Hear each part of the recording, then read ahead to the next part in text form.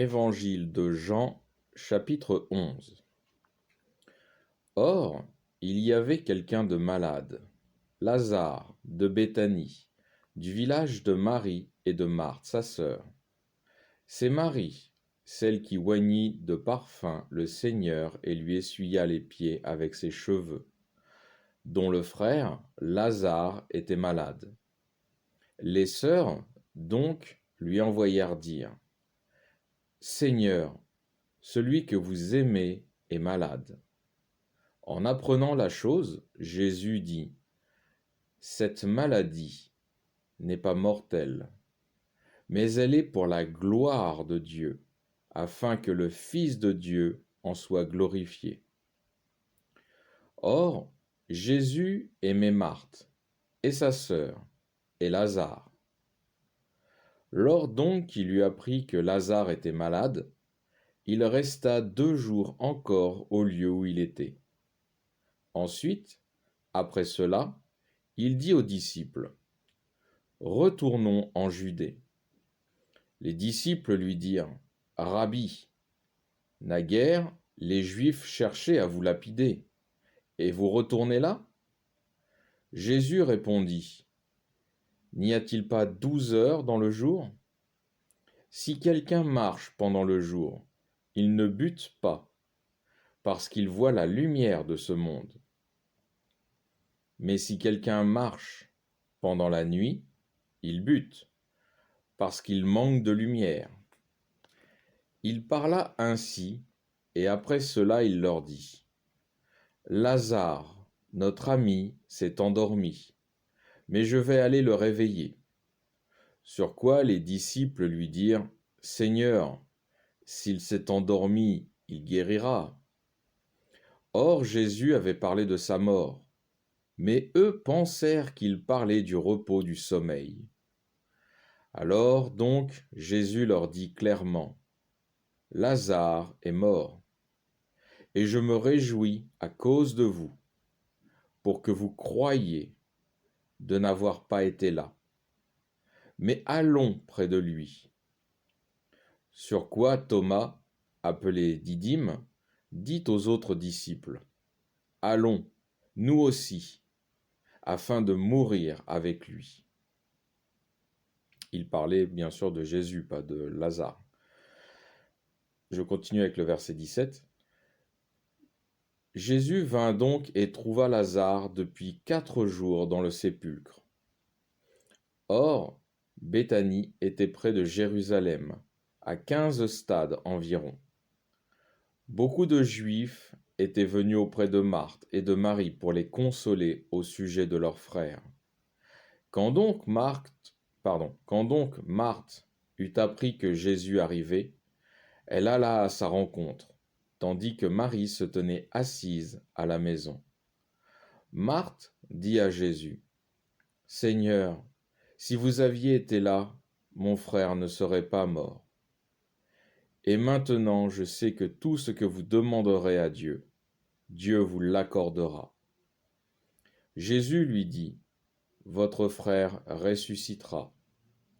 Je sais, lui dit Marthe, qu'il ressuscitera lors de la résurrection, au dernier jour.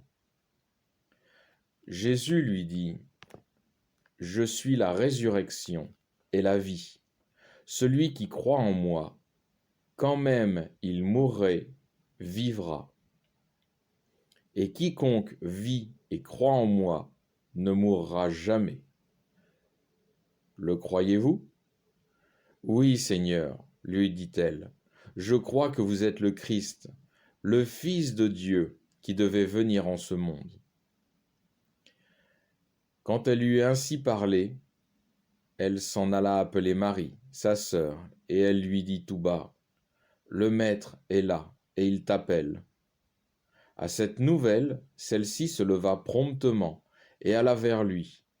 Jésus n'était pas encore arrivé au village, mais était toujours au lieu où Marthe l'avait rencontré.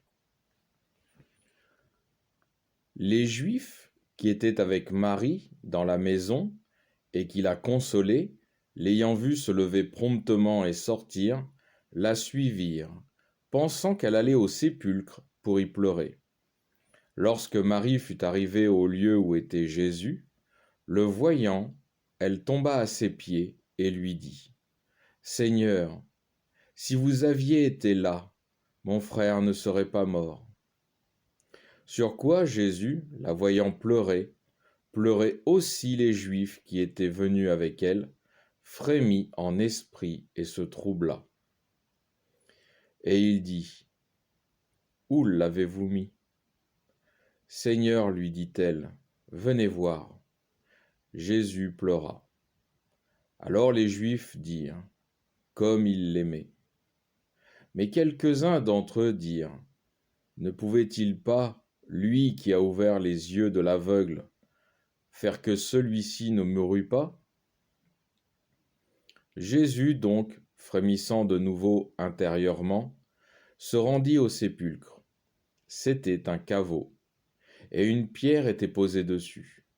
« Ôtez la pierre, dit Jésus. » Marthe, la sœur du mort, lui dit : « Seigneur, il sent déjà, car il est au 4e jour. » Jésus lui dit : « Ne vous ai-je pas dit que, si vous croyez, vous verrez la gloire de Dieu ? » On ôta donc la pierre, et Jésus leva les yeux en haut et dit : « Père, je vous rends grâce de ce que vous m'avez exaucé.